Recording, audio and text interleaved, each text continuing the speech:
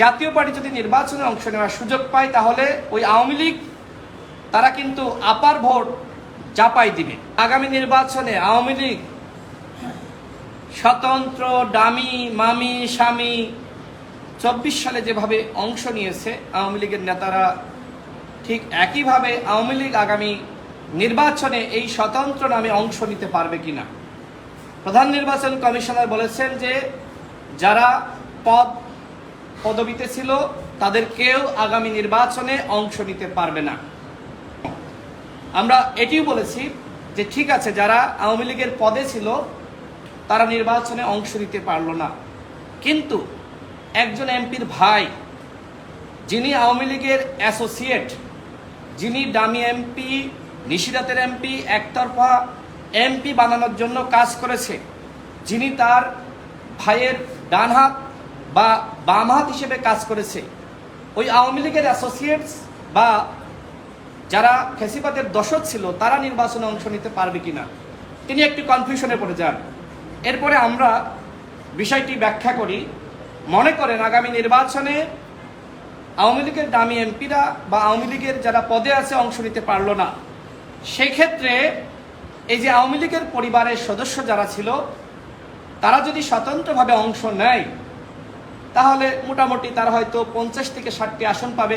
গোপালগঞ্জ, ফরিদপুর, মাদারীপুর বিভিন্ন জায়গায় আওয়ামী লীগের ঘাঁটি রয়েছে। সেক্ষেত্রে তো প্রথমবার এই আওয়ামী লীগ স্বতন্ত্রভাবে তারা আসলো, কারণ তাদের সেই অর্থনৈতিক ভিত্তি রয়েছে। শুধুমাত্র হাসিনা পালিয়ে গেছে, কিন্তু হাসিনার যে ফ্যাসিবাদী সেটআপ পুরোটাই রয়ে গেছে। তো তারপরে তো আসলে এই স্বতন্ত্ররা মিলে তারা একটি দল গঠন করবে এবং আওয়ামী লীগের সমস্ত নেতাকর্মীরা জানবে যে এইটাই আওয়ামী লীগ। আওয়ামী লীগ একটা কৌশল নিয়েছে, এইভাবে তো আওয়ামী লীগ ফিরে আসতে পারে। তখন তিনি আমাদেরকে আশ্বস্ত করেছেন যে এই বিষয়ে তারা ভাববেন। অর্থাৎ গণ অধিকার পরিষদের দাবি ছিল আওয়ামী লীগ এবং তার অ্যাসোসিয়েটস আগামী নির্বাচনে কেউ অংশ নিতে পারবে না।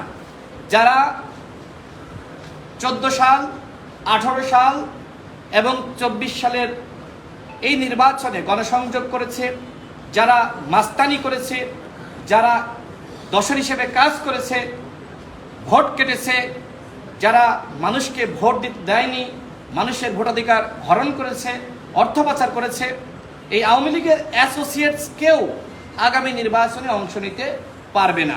তার মানে এখন ডক্টর মোহাম্মদ ইউনূসের দায়িত্ব এই জাতীয় পার্টি এবং 14 দলের সাংগঠনিক কার্যক্রম নিষিদ্ধ করা।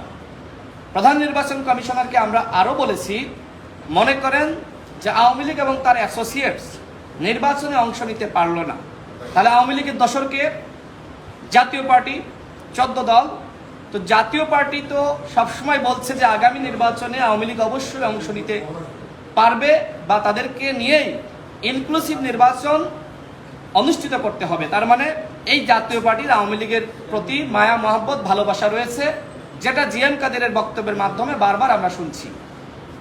এক্ষেত্রে জাতীয় পার্টি যদি নির্বাচনে অংশ নেওয়ার সুযোগ পায় তাহলে ওই আওয়ামী লীগ তারা কিন্তু আপার ভোট চাপাই দিবে। তার মানে এই যে আওয়ামী লীগ জাতীয় পার্টি রূপে ফিরে আসবে।